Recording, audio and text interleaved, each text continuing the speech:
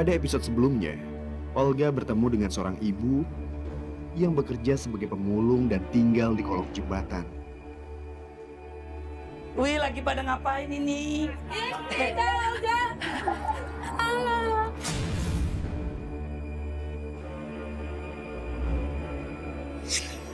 Kisah hidupnya pun begitu mengharukan. Beliau harus terpisah dengan orang-orang yang dicintainya. Dan pada episode kali ini, Olga akan banyak memberikan kejutan. Seperti apa kisahnya? Berikut sekelumit catatan si Olga.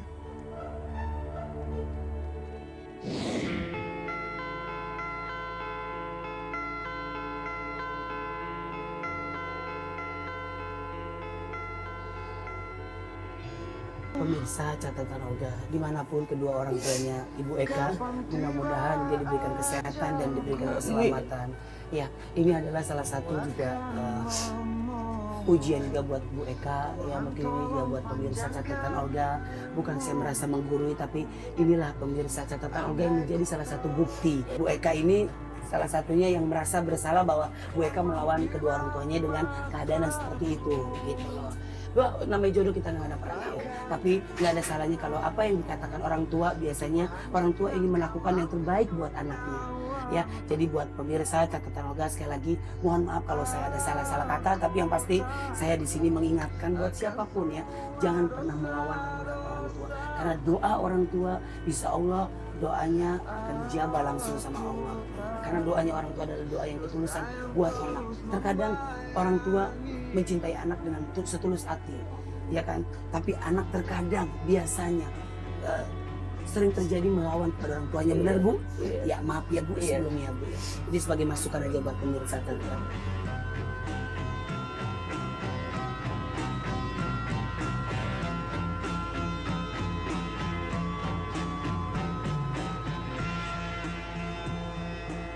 Ibu, kalau boleh, ibu tinggalnya di mana? Sukabumi. Sukabumi. Jauh ya Bu? Pengen pulang kampung ke Sukabumi? Pengen kalau misalnya. Tapi ada di Sukabumi ada siapa Bu di sana? Ya saya juga nggak tahu ibu bapak masih ada apa enggak.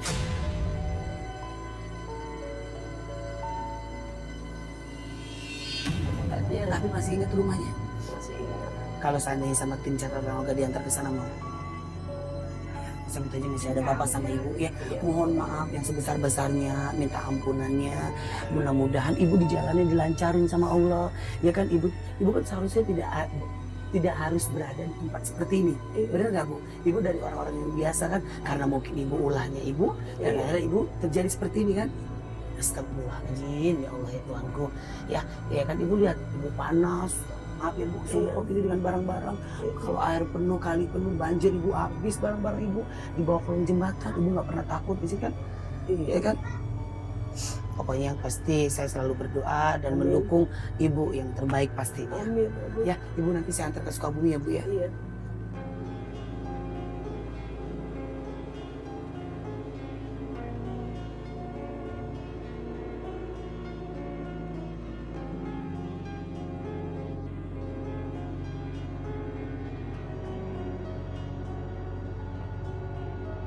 Maaf ya Bu, saya boleh lihat-lihat Bu keadaannya. Ya. Nah, kita bisa lihat pemirsa catatan Olga, ya di sini banyak sekali barang-barang yang numpuk, ya. Tuh lihat.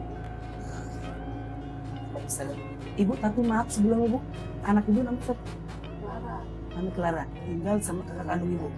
Ibu kapan dititipin ke kakak kandungnya? Ibu datang ke rumahnya? 4 tahun yang lalu.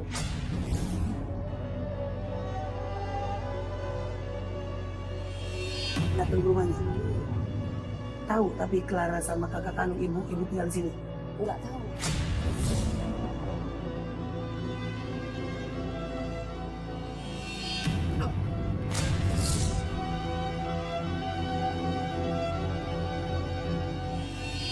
Nggak tahu, saya nggak ngerti maksudnya. Kakak sama anak saya nggak tahu saya di sini. Satupun keluarga saya nggak ada yang tahu saya tinggal di sini.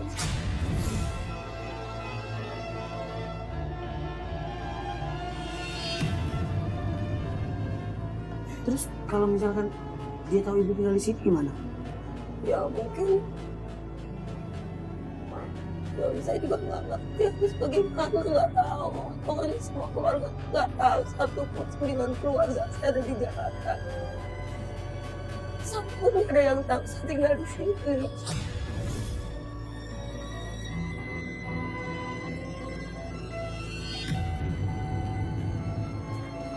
Kemana saya teman, saya nemuin anak saya di sekolahan, udah dia sama sekali benar-benar nggak tahu. Clara nggak pernah nanya ibu tinggal di mana. Pernah nanya, mama tinggal di mana, Mak? Terus ibu bilang, Ya sekarang mama itu tinggal di Jakarta, tapi ya Clara nggak bisa tahu dulu ya mama itu diam di mana. Nanti kalau misalkan mama udah kerja lagi, mama udah mulai ini, pasti Clara diambil sama mama. ibu sedih nggak Clara? Ibu karena merasa ngebohongin Clara. Bukan sedih lagi, habis kalau saya kasih tahu udah rasa gimana gitu kan. Saya kasih tahu saya ada di sini, terus dia tiba-tiba mau ikut gitu kan, sedangkan dia masih sekolah. Kasihan kalau Ngaji, seandainya ya.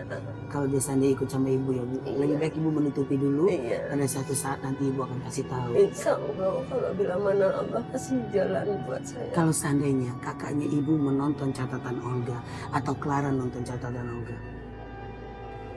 tiba-tiba nanti Clara atau kakaknya nyari ibu di sini dan dia marah besar karena ibu bohong, Ya paling saya langsung saya kan minta maaf sama mereka. Selama ini saya tutupi, selama ini saya demi kebaikan anak saya. di dunia ini nggak ada yang nggak mungkin. Di dunia ini nggak akan yang ada yang terjadi. Kalau kita niat dari hati yang ketulusan yang begitu luar biasa, sama seperti tim catatan Olga ya, yang tadi ibu sampaikan sudah 4 tahun pemirsa catatan Olga, kakaknya ibu Eka ini dan anaknya Clara tidak mengetahui kalau ibu Eka tinggal di bawah kolong jembatan.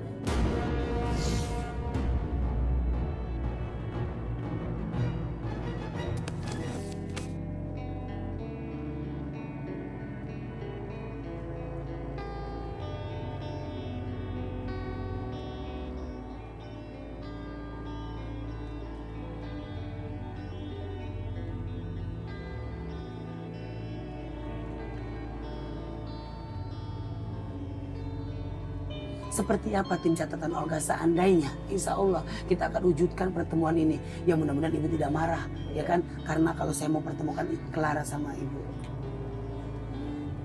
Pemirsa catatan Olga, ayo sekarang kita keluar dari rumah ini ya, kita senang-senang ya.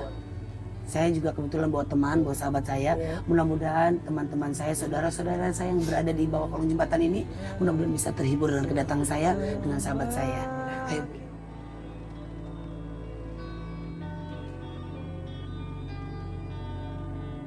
Ayo Bu, kita keluar Bu ya. Ini warga di sini mana lagi Bu? Wah, ini warganya. Oh, ini warga-warga sini. Gue pikir katanya di sini ada yang punya anak 12.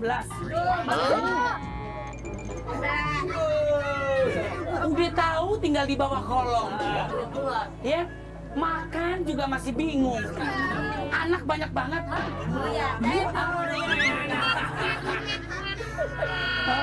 Ya mudah-mudahan lancar, banyak anak katanya kan banyak rezeki. Ya.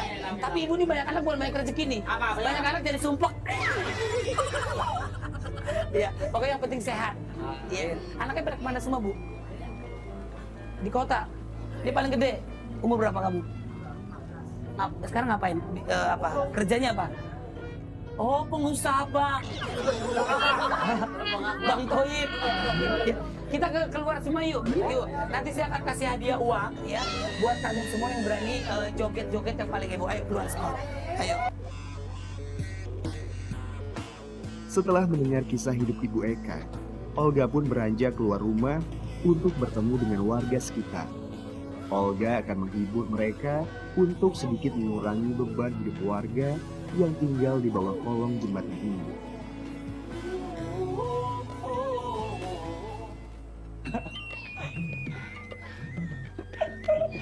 Waktu tamasya ke Binaria, pulang-pulang ku berbadan dua, meski tanpa restu orang tua.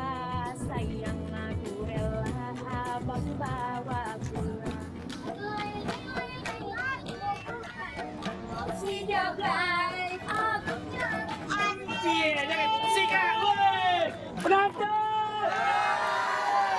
Udah siap goyang? Mau hadiah jutaan rupiah? Sekarang joget yang paling heboh, saya akan kasih uang dan saya kawin. Contohin dulu, contohin dulu. Contohin, contohin.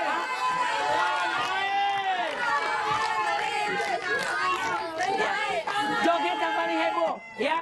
Goyangnya begini sih.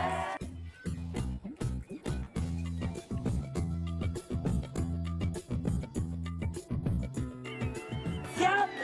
Ayo joget terserah gaya apa aja, pokoknya nanti saya kasih dia. 1, 2, 3, joget. Kita.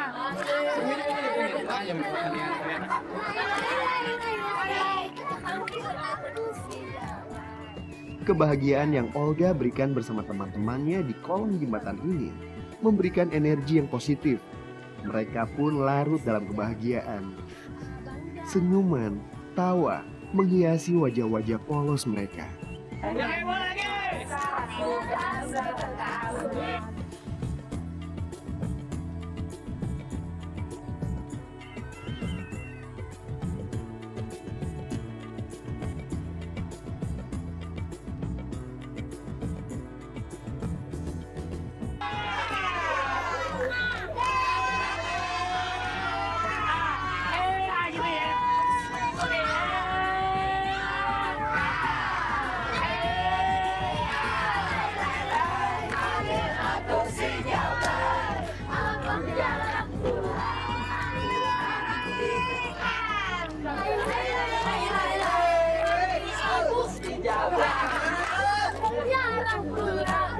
Kurang heboh, kurang heboh, kurang heboh.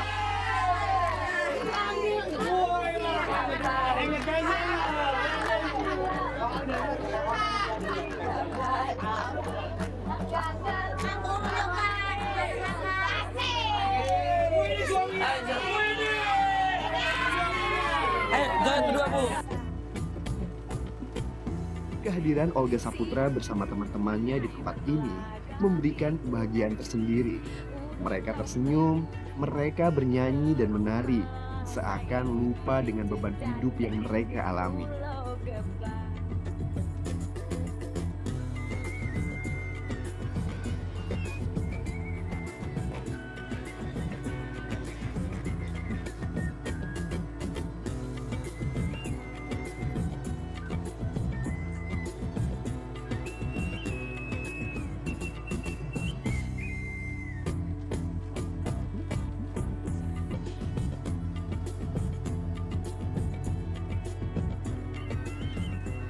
Bapak nih Pak, jogetnya heboh Pak, pegang Pak.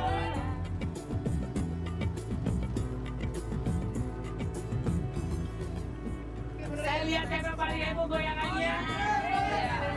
Goyang terus. Ibu-ibu.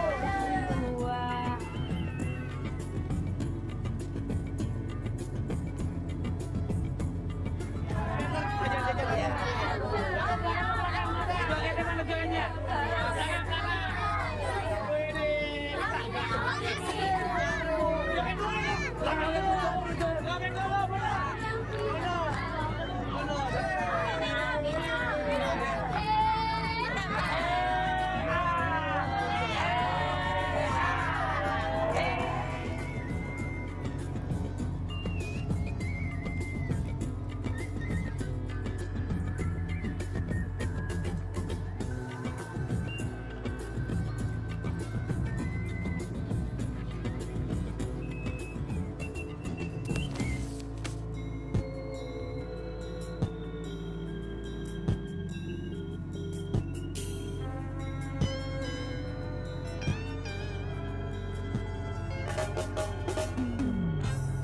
Terima kasih semuanya Bu Eka. Bu Eka, saya mau ngobrol sama Bu Eka. Ya, kita ke sana Bu Eka sebentar, Bu.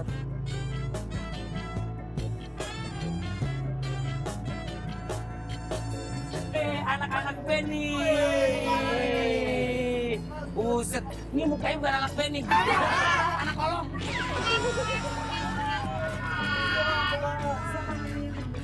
Ambon.